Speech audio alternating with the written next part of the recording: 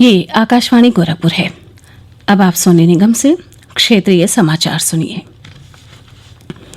मुख्यमंत्री योगी आदित्यनाथ ने कोविड-19 के संक्रमण पर प्रभावी नियंत्रण के लिए अधिक से अधिक कॉन्टैक्ट ट्रेसिंग किए जाने के निर्देश दिए हैं। मुख्यमंत्री आज लखनऊ स्थित अपने आवास पर अनलॉक व्यवस्था की समीक्षा कर रहे थे। उन्होंने कहा कि लखनऊ, कानपुर नगर, प्रयागराज, वाराणसी, गोरखपुर और मेरठ जिले में विशेष सतर्कता बरतने की आवश्यकता है। मुख्यमंत्री ने बताया कि राज्य में कोविड-19 के संक्रमण दर में कमी आई है। उन्होंने कहा कि पब्लिक एड्रेस सिस्टम के माध्यम से कोविड-19 तथा यातायात सुरक्षा से संबंधित जानकारी दी जाए। मुख्यमंत्री ने कहा कि महिलाओं और बालिकाओं की सुरक्षा और सम्मान के प्रति राज्य सरकार पूरी तरह प्रतिबद्ध है। उन्होंने नवरात्र के दौरान पुलिस विभाग द्वारा महिलाओं की सुरक्षा और सम्मान की दृष्टि से एक अभियान चलाए जाने का निर्देश दिया। स्वास्थ्य मंत्री डॉक्टर हर्षवर्धन ने कोविड महामारी के प्रबंधन के लिए आयुर्वेद और योग पर आधारित राष्ट्रीय नैदानिक प्रबंधन प्रोटोकॉल जारी किया। इस अवसर पर उन्होंने कहा कि रोकथाम और उपचार के उपायों पर आधारित ये प्रोटोकॉल न सिर्फ कोविड महामारी के प्रबंधन के लिए बल्कि आधुनिक युग की स्वास्थ्य समस्याओं के समाधान में पारंपरिक ज्ञान की प्रासंगिकता बढ़ाने की दृष्टि से महत्वपूर्ण है। श्री हर्षवर्धन ने आयुर्वेद की महत्ता पर प्रकाश डालते हुए कहा कि ये भारत का ही नहीं बल्कि विश्व का प्राचीनतम ज्ञान है। भारतीय रेलवे खान पान एवं पर्यटन निगम IRCTC ने कहा है कि वो 17 अक्टूबर से निजी तेजस एक्सप्रेस लखनऊ नई दिल्ली और अहमदाबाद मुंबई ट्रेन फिर से चलाएगा।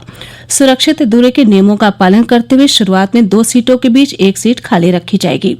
एक विज्ञप्ति में IRCTC ने कहा है कि इन 2 तेजस ट्रेनों का परिचालन कोविड-19 महामारी के कारण 19 मार्च से स्थगित कर दिया गया था।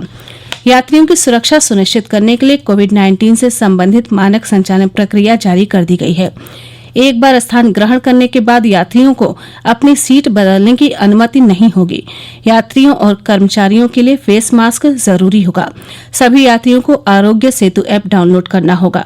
IRCTC ने कहा है कि यात्रियों को कोविड-19 से बचाव की सुरक्षा किट दी जाएगी, जिसमें सैनिटाइजर की शीशी, 1 मास्क, 1 फेस शील्ड और 1 जोड़ी दस्ताने होंगे।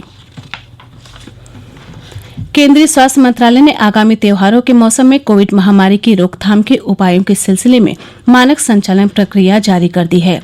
इस अवसर पर लोग सामूहिक पूजा, मेले, रैली, प्रदर्शन और सांस्कृतिक उत्सवों का भी आयोजन करते हैं।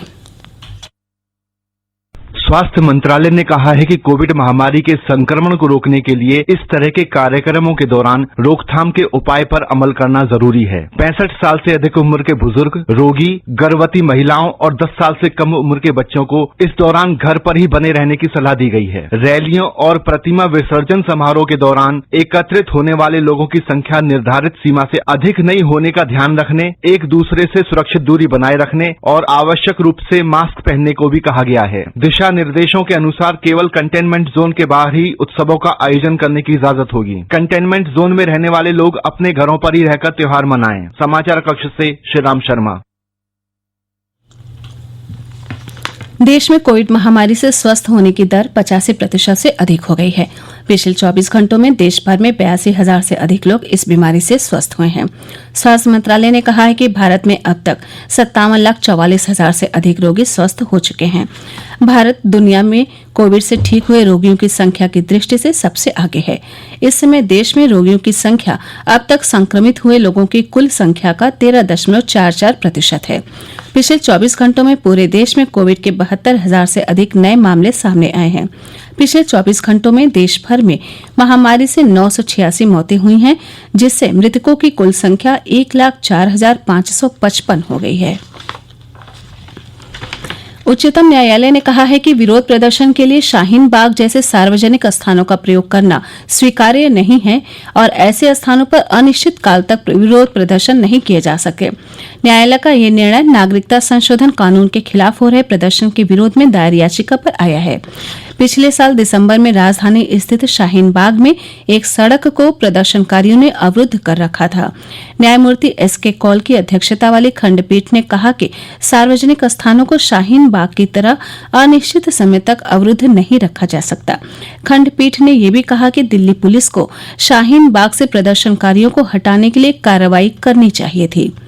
इसी के साथ क्षेत्रीय समाचारों का ये बुलेटिन समाप्त हुआ। नमस्कार।